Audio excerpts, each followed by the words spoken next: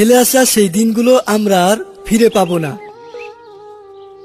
সে সময় 1 টাকা দিয়ে 4টি চকলেট পাওয়া যেত।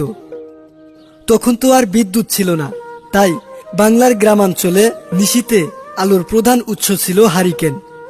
9-10 পর্যন্ত আমরা হারিকেনের আলোতেই পড়াশোনা করেছি। হারিকেনের হলুদাভ মৃদু আলো, কেরোসিনের গন্ধ আমাদের চিরচেনা। সন্ধ্যা হবার আগেই বাসায় ফিরতে হতো। রোজ হারিকেনটা মুছে তেল দিয়ে জ্বালিয়ে দেওয়ার দায়িত্বটা আমার উপর ছিল। একসাথে চাটায় বসে পড়তে বসতাম ভাই বোন মিলে। আর সন্ধ্যায় যখন আশেপাশে কেউ থাকতো না, তখন বইয়ের ভিতরে ময়ূরের পালক বের করে মাপতাম। এরপর তাকে নারিকেল তেল খেতে দিয়ে আবার যথাস্থানে রেখে দিতাম।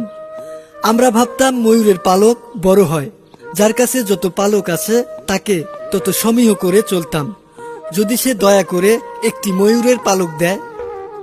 এভাবে আমাদের গল্পে ময়ূর আর নারিকেল তেল মিশে আছে, যার গন্ধ আমরা এখনো পাই প্রতিটি বইয়ের পাতায় পাতায়। রাত পেরিয়ে ভোর হলেই দল বেঁধে যেতাম মক্তবে কোরআন শিক্ষাটা ভালোভাবে নেওয়ার জন্য। সে সময় এক সুরে আলিফ বাতা এবং কোরআনের বিভিন্ন সূরা মুখস্থ করা একটা আনন্দময় মুহূর্ত ছিল।